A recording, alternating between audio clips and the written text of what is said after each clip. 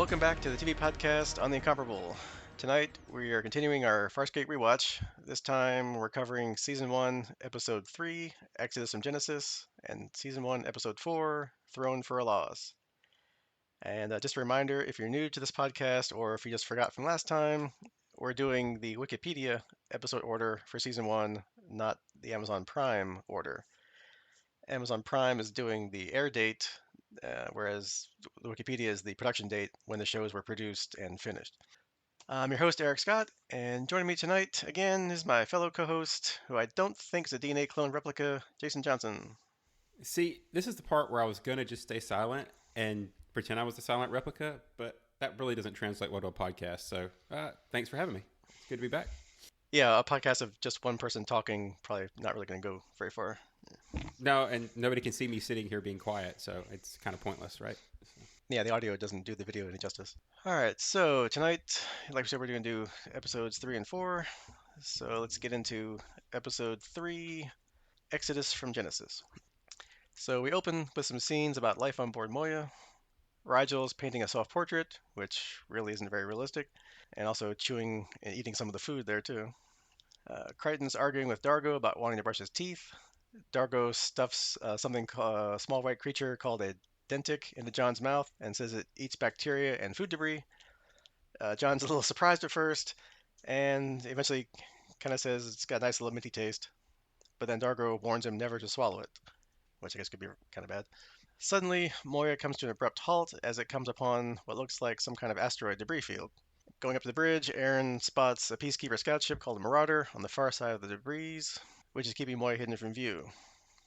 The Marauder stops scanning eventually and moves off, leaving our crew safe for now. Or are they? And then later we see part of the debris cloud that looks like small insects infiltrating Moya's landing bay. Later, in a different maintenance bay, Aaron's working along with John. She tells John that they were lucky to avoid the Marauder, whose crew are called commandos. And we learn that Aaron was going to be a commando, but before she could be reassigned, she met Crichton, and now here she is. Back in Rigel's quarters, Zan stops by to help him clean up from Moya's sudden stop. She uses Rigel's paint to enhance his painting by making what she calls a spirit painting of the Dominar. Rigel's pleased and says the painting reminds him of his ancestor, Rigel I, whom he greatly admired. Back in the maintenance bay, Aaron's complaining that it's getting hot. Dargo contacts them to report the same thing. John checks a nearby control panel and confirms that the temperature is rising. As Aaron bends down to pick up a tool, she gets shot in the hand by some kind of needle-like dart that one of the invading bug-like creatures shoots from itself. She assumes it's just a metal splinter and pulls it out and throws it away. And as she and Crichton leave the maintenance bay, the creature retrieves its dart with her blood on it. Back on the command deck, Aaron and Dargo discover that there's a blockage in the vents, preventing Moya's heat from discharging into space. And it's just going to keep building up and being very bad for everybody. So the crew splits up to try to find a way to release the heat buildup. On one of the levels, Crichton and Zan work on closing some of the valves that control the heat. John tells Zan that no matter what he does, Aaron and Dargo think he's pretty much useless. Zan says they're soldiers and he should try to win their respect by actions, not words. Having figured out how to use the vents controls, John decides to go to their quarters to check on the vents there and close them. In John's quarters, we see another creature removing strands of his hair from one of his combs. John spots the creature and calls the others. They want him to capture it for study and not to get back into the air vents. John eventually manages to capture the creature in a bedsheet and kind of smacks it around a bit to knock it out, but he kind of unfortunately winds up killing it. Taking it to Zan, she discovers some kind of Crichton's DNAs in the creature cells. The crew then discovers an internal door on Moya is sealed with some kind of blue-coated compound that no one can break through. Aaron's getting more worked up and forgetful. Dargo says she has sebation heat delirium. Their species cannot deal with extreme thermal temperature increases. Aaron tells John that she will eventually lose her short-term and long-term memory, entering a state that they call the living death. And then she says that's the only time sebaceans kill their own out of mercy. Later, Crichton comes across Zan down another corridor, interfering with one of the heat regulator valves.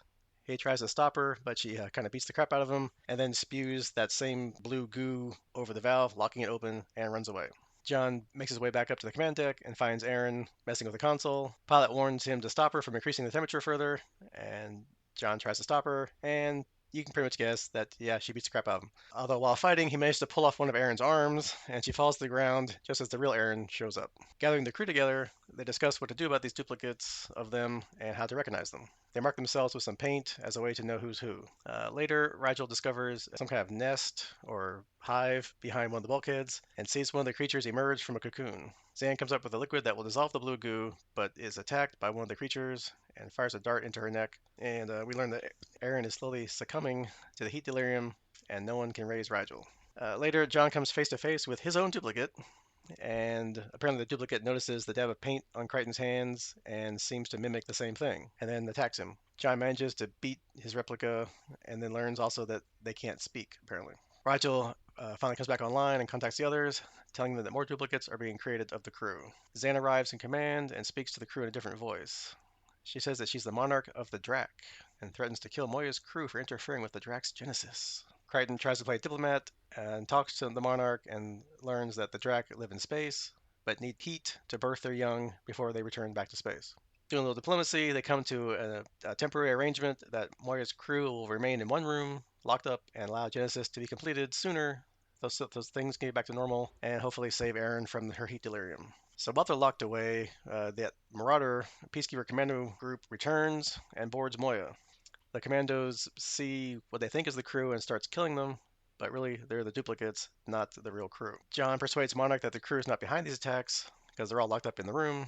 Erin can feel the living death approaching, and she asks John to promise to kill her before the end comes. Zan prods Rigel to try to speak to the Monarch in person.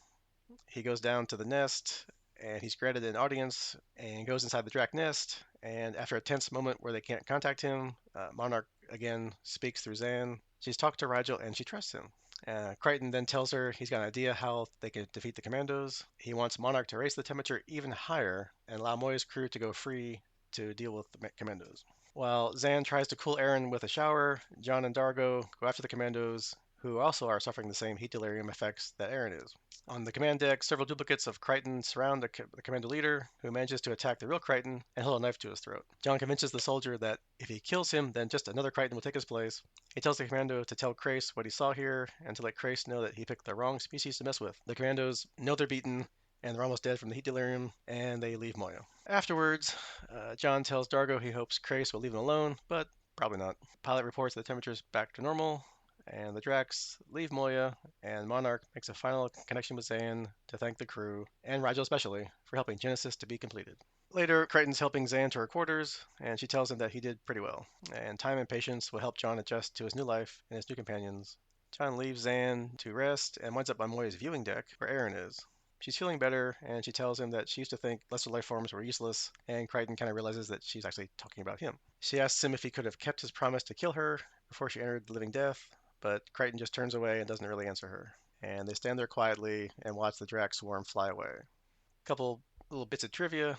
Apparently, until the Peacekeeper Wars miniseries that ended the series, this was the only episode directed by Brian Henson of the Henson Creature Shop that built all the space Muppets for the show. However, in this episode, they had a CGI version of Rigel where he was walking across the bay into the Drac nest, and that was pretty much the only time that they did that CGI, as it was pretty much expensive and not really worth repeating on the show budget. Also, speaking of show budgets, I guess that terrace set was also the only used in that episode because it caused a bunch of filming problems.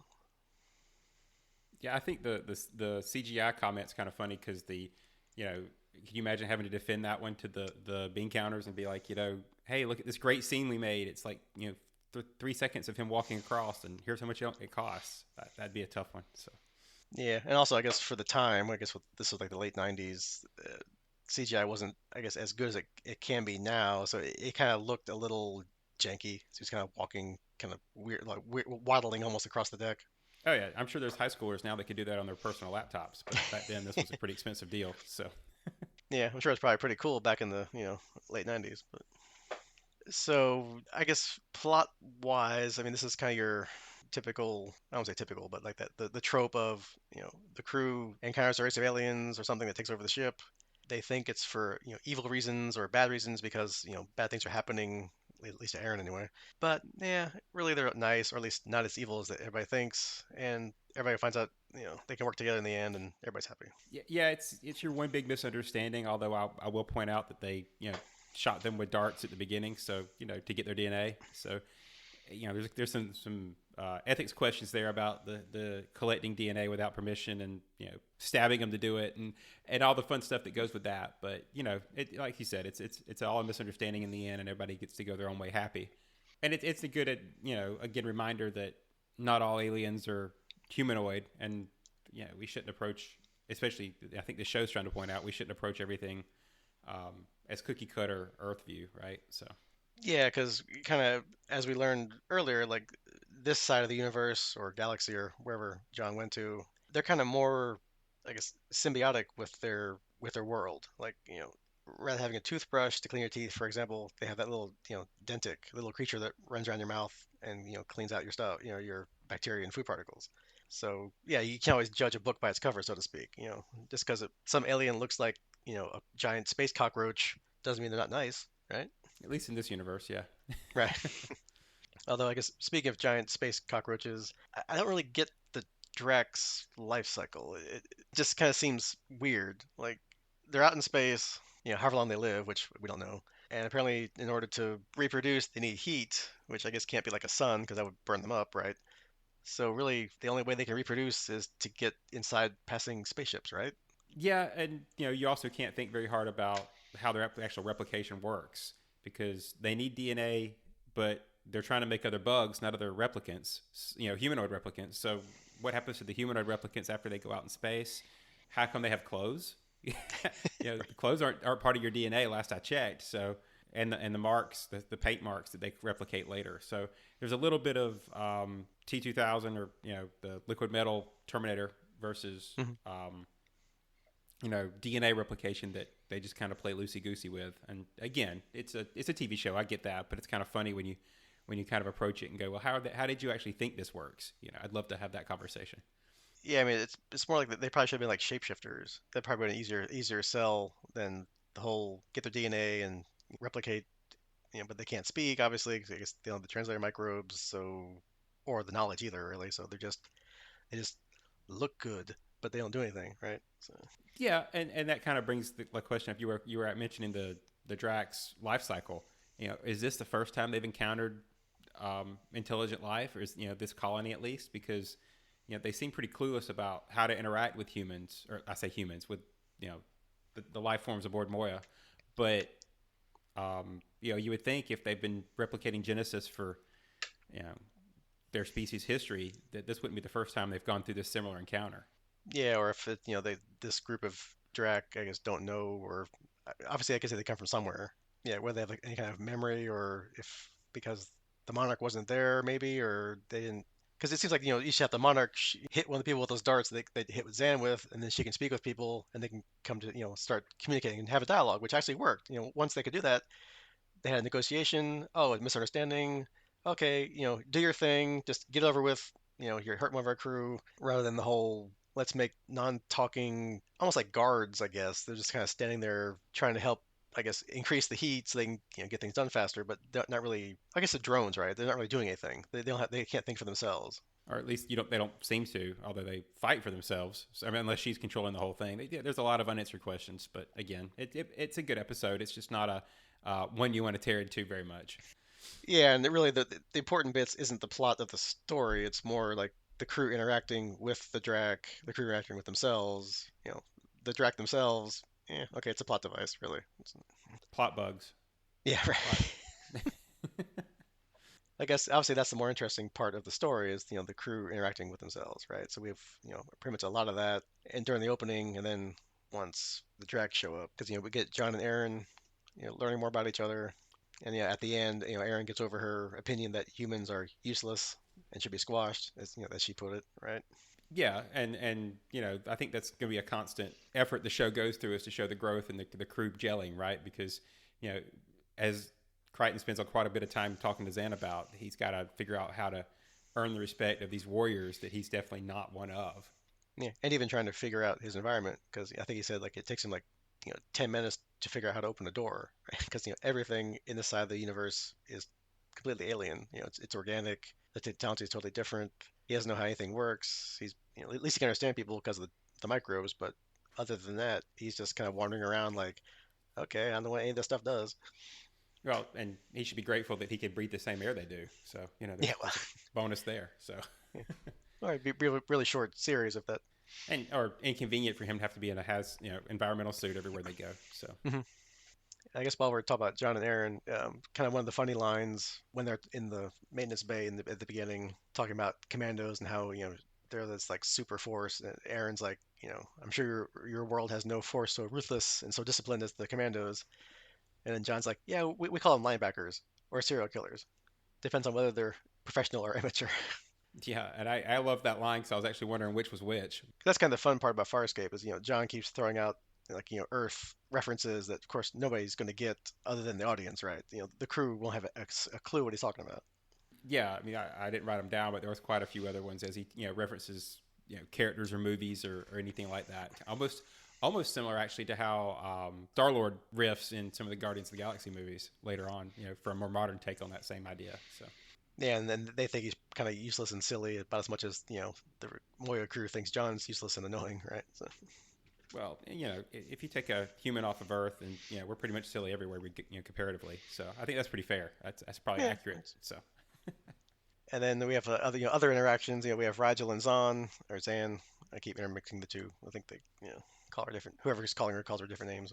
Looks like Zan's got that super speed again. Like when she was doing the spirit painting, they like sped up the film. We have her doing it. It's kind of another interesting power, I guess, that she has maybe. yeah, that's again kind of slowly doling and teasing some of the character powers. They flesh those out kind of as we go, but it's interesting to see each of the characters getting some time to, even if small bits, to show you what they actually do or their species does. You also get the not the tangent off of them, but you get a little bit more on Aaron and the fact that I don't know if she's specifically cold blooded or just how they can't handle the heat, right? Either way, can't regulate. So you're getting a little bits and pieces of the abilities and weaknesses and strengths of the characters as you go through. Yeah, like her species doesn't have the temperature regulation, I don't know, gland or gene or whatever. So that's interesting. Yeah, and we get to see Rigel a little bit, even though it's mostly off screen. Once again, proving that despite the fact that he's kind of a pain in the neck character to most of the crew, when it comes to negotiations, he somehow becomes the successful member of the party. Right? He was the one that went in and he was the one that got thanked at the end by the monarch. So he obviously made an impression somehow. Yeah, despite Crichton's attempts to be the peacekeeper and so to speak, or the diplomat, which did work a little bit, but yeah, at the end it's like when Rachel talks to the monarch, I guess being his former job as the ruler of his people, that's probably what he's good at, right?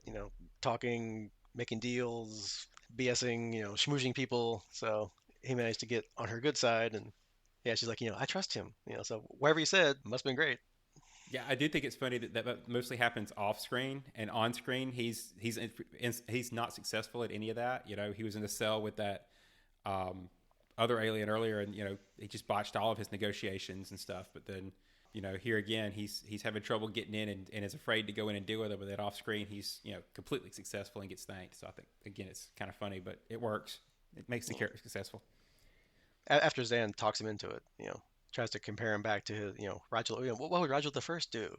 So kind of like, nudge him along, like you can do it.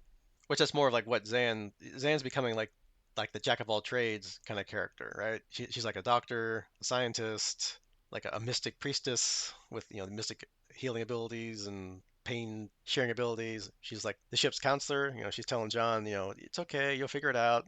Time and patience. Don't worry about it. Try to get everybody's good side, and you'll do it. Yeah, she's definitely got the plot device movement. Anytime they need something special pulled out, she can show an ability to or counsel their way to it. So, and it's nice. It helps keep the crew compact, right? I mean, we're not on a enterprise with thousands of people, so you get to have your select crew, and she's the jack of all trades, as you referenced. So, I think that's a good title. Yeah, I mean, there's only so many characters, and obviously there's needs you have to fill per episode just in general. There's no engineer because it's a living ship, right? So there's no need to have someone doing all the technical stuff because it's all organic, right? You don't have to worry about that. Right. And I guess speaking of other creatures, yeah, organic, we do get to see Pilot more in his element. Like we get to see like his I don't even call it pilot's chamber, wherever he works or lives or is attached to. And it was kind of a cool, set. It's like really large and like impressive looking. And I guess that's like that's the full size of the pilot puppet. Like when Aaron was there with him, she's standing there and he's this big, massive thing like right behind her, right? And that was pretty impressive.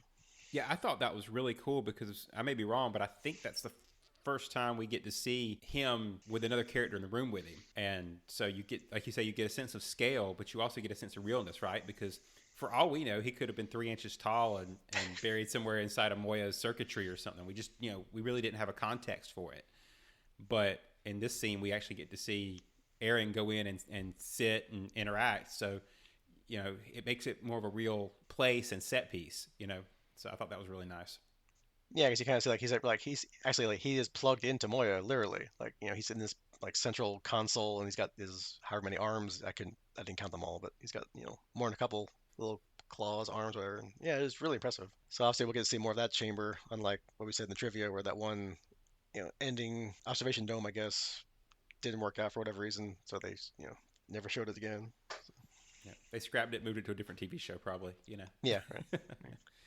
Once they learn after they killed the first Drac by accident, I guess there wasn't a lot of killing. Obviously, of this is kind of like your Star Trek episode. Where, they're not running around shooting everybody like Battlestar Galactica or killing people. They're learning how to get along with everybody. Not they weren't really a threat after the beginning, so no Yeah, point in trying to. despite having two warriors on the ship, they don't really seem to be fighting a whole lot. It's mostly, like you said, the Star Trek methodology of thinking your way out of it, as opposed to the commando methodology of killing everything, except for the commandos. Right, the commandos do come in and slaughter quite a few Drac, but Yeah, I mean, that obviously, keeps them that keeps them as the bad guy. So yeah. So and that helps differentiate them from the rest of the crew, right? That's Crichton's selling point. Is like, look, that's not us. We don't want to. We know who you are now. Sorry about the first one. We don't want to hurt you guys. And yeah, it managed to get Dargo on board. Aaron, I guess, was probably becoming out of it because of the heat delirium. But yeah, to at least get Dargo not to like run down the corridor blasting people. So yeah, he probably would have went straight for the Monarch if he'd had the chance before. So that was a good methodology to keep it moving. yeah. And even with the commandos themselves, like they don't kill them either. I guess John maybe is trying to bluff them or try to use the duplicates of him from the creatures to his advantage. Like, hey, look, I can duplicate myself. So to go back and tell your boss Crace that hey, you messed with the wrong species here. Don't come after me or I'll make a million duplicates and overwhelm you, right? But then he's like, yeah, it probably won't work. But Yeah, at least it well, was an attempt, right? yeah, because I mean, you get since Crace doesn't know anything about him. I mean, they don't even know what species he is. I might as well take the opportunity and confuse them a little bit and add some extra elements to throw them off. Of course, then when they say, "Oh, I also saw like 5 Luxons," and it's like, okay, well, whatever. But yeah, that's why he probably thinks it won't work. But Yeah, hey, heat delirium, right? I mean, they yeah, they don't know. So, all right, you want to roll into episode 4? yeah, like we said, this wasn't really a, I guess, in-depth, meaty episode. So yeah, I think we kind of said all we can probably say about this one. Yeah, I mean, like I said, I enjoyed it. It's the character beats we were there for, not the intensive plot scenario. That was just a platform to tell the story. Yep, yep. Just learn more about the characters and see them grow and not hate each other as much as they did last episode. So, Forward and onward. yep. Season 1, Episode 4, Thrown for a Loss, begins with the crew getting ready to meet with a band of Tavliks, which Crichton keeps referring to as tabloids, which I thought was a funny tabloid reference. Maybe not, but that's where my brain went. They were about getting paid to haul cargo for them. Aaron doesn't trust them and doesn't want to meet them unarmed. She's kind of gearing up as we kind of approach the meet. They wait for the Tavliks in Moya's main hangar, acting like Rigel is their leader. However, when the Tavliks arrive, they're armed with powerful gauntlet weapons and grab Rigel, making a fight break out. During the fight, Zahn's knocked out, as well as another Tavlek, who, when he becomes unconscious, causes his gauntlet to fall off. Dargo grabs the gauntlet, putting it on, but it doesn't seem to function for him. The Tavleks escape with Rigel in a bag, setting up the plot for moving forward. Pilot can't stop the escaping shuttle, so Dargo, in a fit of rage, says to forget Rigel, it's his own fault he was taken, and orders Pilot to leave orbit. Dargo then throws a large barrel across the bay, shocking the others with his strength. Zahn notices the gauntlet is injecting something into Dargo, who continues to rage and declares that the ship needs a leader, him. The others try to grab Dargo, but he easily throws them all across the bay. Crichton and Aaron follow Dargo as Zahn tries to revive the unconscious Tavlek.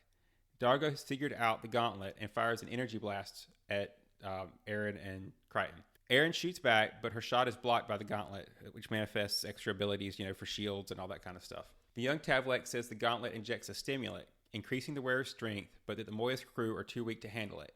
The only way it can be removed is when the wearer becomes unconscious.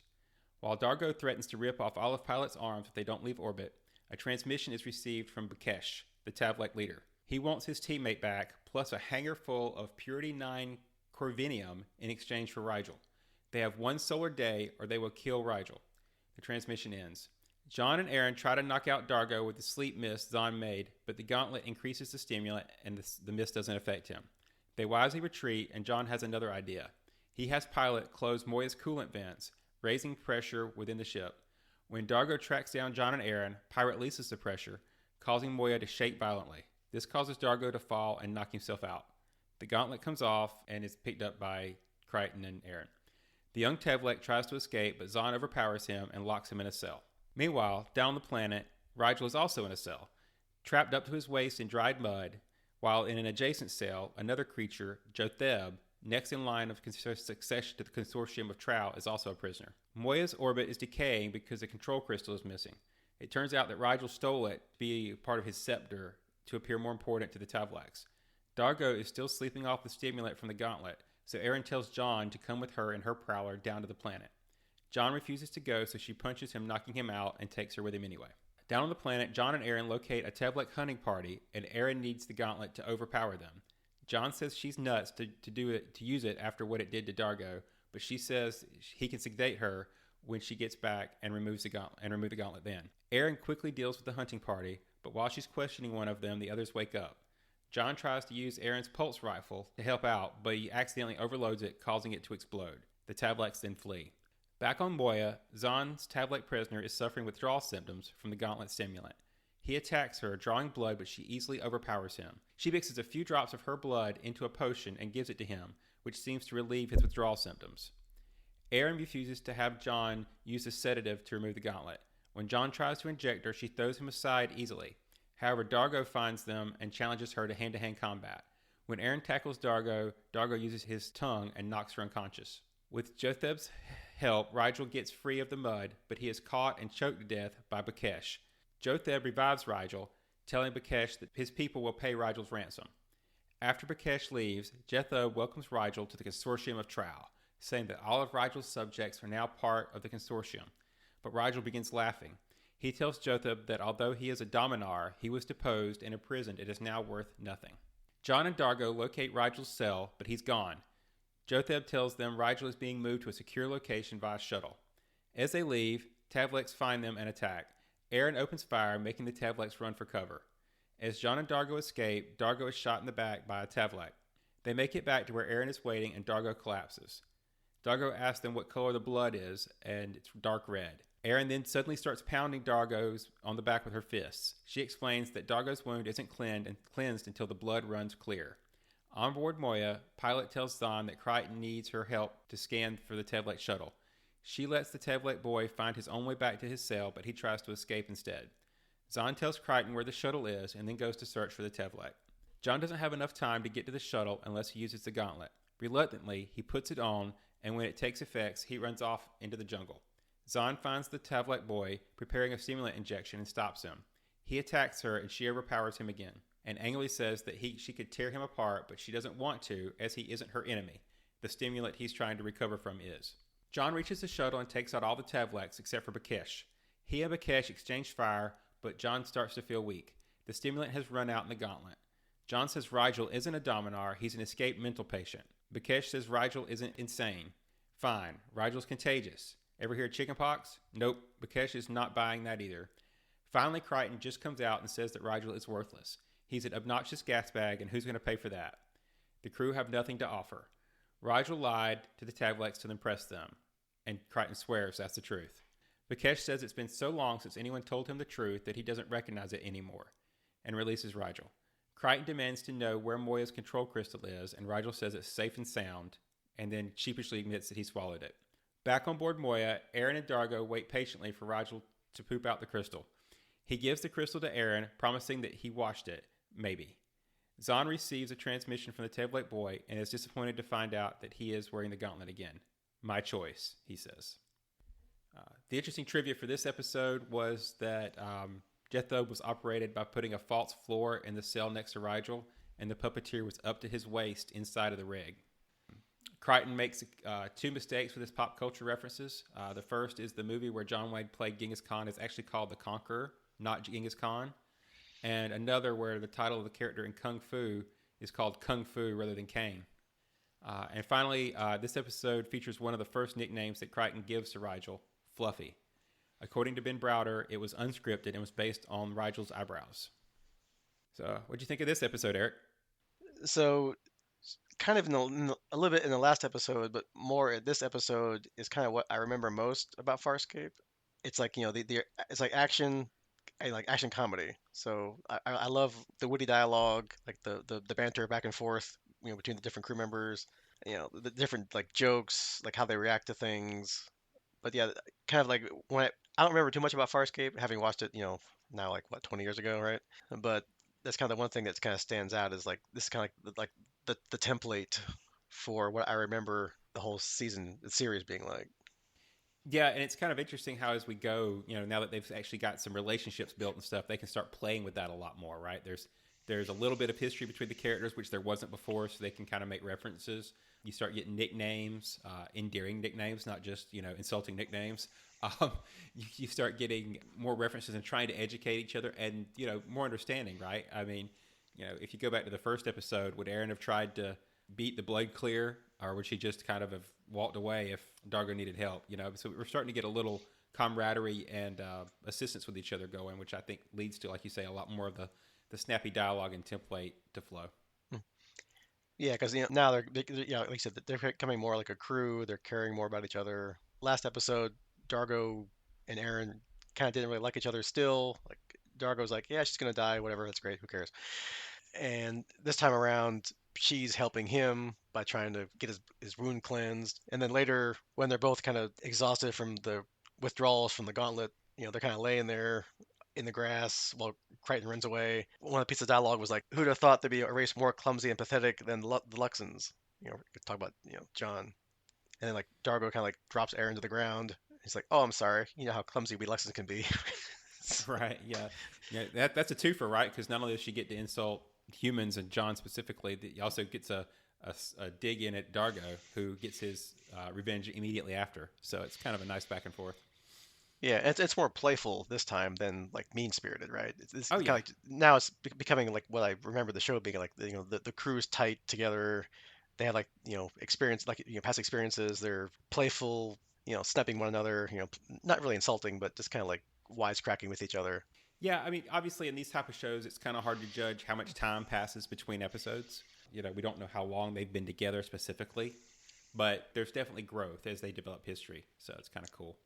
And this is the episode. I think I was mixing it up a little bit earlier, where I remembered a lot more of Rigel getting his negotiations in, right? Because he completely snows the his next door cellmate there until he ends up saving him before he gets to laugh at him for the fact that he's completely worthless. So helping him does not get him the subjects that they wanted.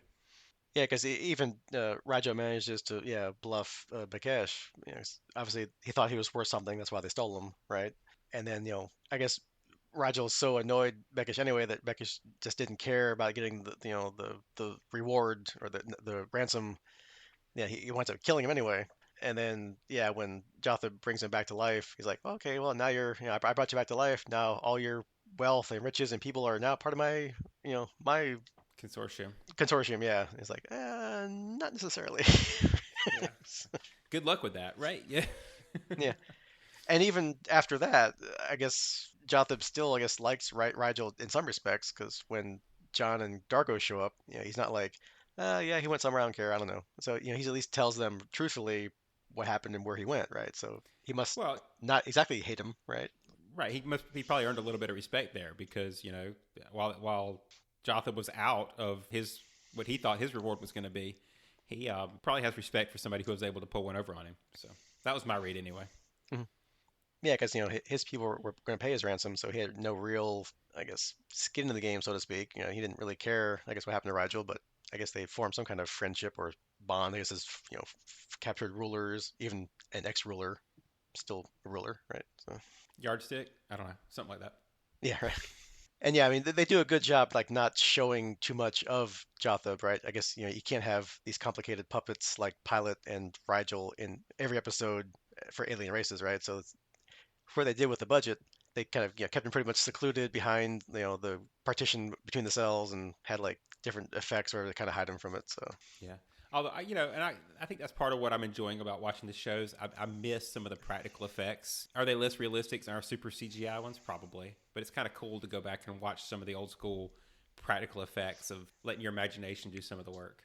yeah, that's before everything became CGI, and like nowadays, like I heard the Disney Plus Marvel series episodes could cost like 15 to 20 million dollars, right? That would probably be like the entire season of Farscape in 1999, right? So Right. yeah, Well, yeah. I mean, just look at I forget what they call the facility, but they use the 360 screens that they use to record all those shows. And, this show is just all traditional. So it's kind of cool. yep, and with the puppet experience of the Henson Puppet Shop, right? They can make good stuff relatively quickly, right? So it's just a matter of doing it on budget and with what you got to do to make it not look like here's the strings with the puppet, right? So Well, and not to cross the franchises, but you know, even today, if you ask most fans what would they want, do they want the traditional Yoda Muppet or do they want the CGI Yoda from the prequels, if those actually existed? Then I think most of us would say we preferred the Muppet, right? So it's part of it's just the endearing history of it, but part of it's the feel. and Rigel's becoming your little schmoozy, he's like what we said before, like the diplomat, the face, the fast talker, even when John's trying to bluff Bakesh, he's like, oh yeah, no, he's crazy. He's like, yes, yes, I am. I'm, and then he keeps kicking him, and no, he's sick. He's yes, yes, I'm unloved. I'm unwanted. Kick, unconscious. Right? And then yeah, with him and Rigel at the end, it's like, where's the crystal? Yeah, I knew that's why you but only would come back for me. You didn't care about me. All you want's the crystal. It's like, where is it? You swallowed it, didn't you? That's Mm-hmm. yes, that's the only way you come back for me. Well, and that's totally in character, right? What would he do to protect himself? Well, you're either going to gut me or you're going to take me back, and he, was pretty sure he'd get taken back. So Yeah, I mean, he's like the smallest of them all, right? So he's got to do whatever he can do to keep his worth and keep them wanting him around, right? If they don't think they like him, if he's just there, being annoying and get everybody into trouble, and then he's gonna have some leverage, right? I guess going back to one of the main themes, I guess, of this episode, if you want to call it a theme, I guess, is I guess this gauntlet that they're all using, which is a kind of like a narcotic, more or less, right? It makes the user want it more and more. You know, you get withdrawal symptoms, cravings. You tend to kind of do whatever you got to do to get the gauntlet again, and that kind of plays out between Zan, the tablet kid, and even the rest of the crew, right? As they go through their kind of experiences with it, like Dargo, becomes more aggressive. He's like, you guys are all idiots. I'm the leader. No more committee. Erin's yeah, basically like the super soldier. She's just out there like, this is great. I can, take them all out. And then John's like, oh, this is fantastic. I love it. This is great. which is an interesting approach, right? Because and this was we do these plots even to this day, but this felt really 90s to me, I guess, when we were doing all the. It seemed like every show had to have an addiction episode of some kind. Right. But at the same time, this was an interesting take on it because most of those shows don't make it a point to pass that narcotic around to all of your main characters. I realize there was a couple that were excluded, but three of the main characters each passed it around at different times. And while they each suffered a side effect, it did help them in that situation and was presented as the solution. And then, of course, at the end of the episode, we find out that the child did choose to go back to it, which I thought was another interesting thing that you don't usually see in addiction episodes, right? They like to end on a happy note or at least a resolution note. And the resolution in this case was a relapse. Yeah, because even though, as we learn, more of Zan's many, jack of all trades is, she's also like apparently a molecular chemist, right? Like she managed to synthesize between her blood and this potion a way to like get rid of the withdrawal symptoms, which I guess maybe is only temporary, right? Because he went right back to it, or later he tried to escape and inject himself with it. Versus the crew, I guess. I guess she's going to help them later, right? probably off camera, get with Yeah, to handle their withdrawal symptoms, right? I'm guessing. and we hope that their short-term use won't be nearly as troublesome as his long-term use. I mean, I guess yeah, their culture is presented as though they put it on as a child, early youth. They're constantly using it, so it's a long-term addiction versus the Hmm. short-term use, which it's still bad, but at least you hope that it's more easily to recover from. I think is what they'll leave it for. I'd be surprised if they mention it again, but Yeah, I mean, there's probably not. I know this was kind of the beginnings of the serialized, television stories, like DS9, kind of did a lot of that in the sci-fi genre about the same time. So, but yeah, they're probably not gonna really mention it much after this. Plus, it kind of seemed like, yeah, to your point, they only used it for like what 20, 30 minutes a piece, so maybe it's not that big a deal. It just seemed like, Dargo was really tired. It wasn't like he was wanting to grab the gauntlet again afterwards, right? So, no, yeah. I think they each had their fill of it. So Yeah. So this was their, anti-drug episode, right? Just say no to gauntlets, right? So, yeah, I mean, like I said, very '90s feeling, but it kind of they did a good job with it. They did make some mhm. interesting choices that you didn't see in a lot of these shows. So And we do get a little more, along with that whole drug scene, like I said, with Zahn and the kid, that we keep seeing more and more of Zan. Like she keeps being more like the surprising character, I guess, of all of them, right? John's not one. I don't say they're all one note, but they have their basic kind of things. Like Aaron and Dargo are the warriors. They have that mentality of like shoot first, ask questions later. They are kind of evolving a little bit. But Zan continues to be like this kind of like every character, right? She's like I said before, like the chemist, the doctor, the counselor. Here, apparently, as this kid keeps trying to attack her or try to escape, she just keeps like basically like, throwing him to the ground, locking him up. She pretty much just keeps overpowering him at will, like he's nothing, right? Even to the point, I guess the last time he tried to escape, actually tried to hit like attack her. She basically shows up against the console and it's like, gets like really mean and mad, like I could like rip your arms off, but I'm not going to because you're not the enemy, right? yeah, and it's an interesting point because she's also the character I feel we know the least about, right? I mean, in each of their if you want to classify them, right? You've got the scientist in Crichton, you've got the military warrior in Aaron, you've got the warrior culture in Diago, but you've got and Rigel is a rich ex ruler, but for Zahn you get anarchist. Well, what does that mean? And priest. So you got a contradiction. You got an anarchist priest that you don't understand what that means or how it works in her culture. So it's mysterious that they can kind of do whatever they want with it at any point. Yeah, I mean, it kind of makes you wonder, or at least makes me think, maybe was she an anarchist before she became a priest? Because was he more like violent and ruthless, and then for whatever happened, then she became more like this peaceful, contemplative. When she's telling Crichton before, you just need time and patience. Time and patience will solve everything. That's the answer to everything. So is this? I'm curious to see how they flesh out this her past more. Like, is it she's a priest but suppressing her violent side, or she was violent and then became a priest? Or do they? Is she just a mystery through the whole show? I guess we'll find out. Yeah, who knows? Yeah, that's the fun. We're only episode 4, right? We got That's right.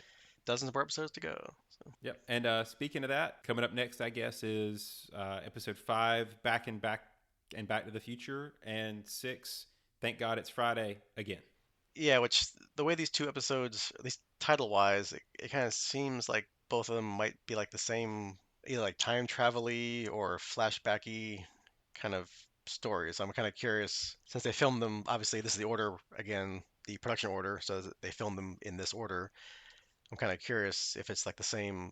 I'm sure it can't be the same script or same idea, right? Of like time travel or flashbacks or something, right? But Yeah, today, just going off the title, today you would consider that a two-parter, right? Because it sounds like one would be the setup and one would be the resolution again. But given that this was late '90s, early 2000, probably not, right? It's probably separated. So you're right. That's an interesting pairing. yeah, which I guess we'll find out next time, right? We don't know because I never saw season 1 and you can't remember it, so who knows? We could Oh, be both right. I've not seen any of them, so this is all new to me. All right, so yeah, that's your homework next time. According to Wikipedia, season 1, episode 5 and 6. So until then, we'll see you next time.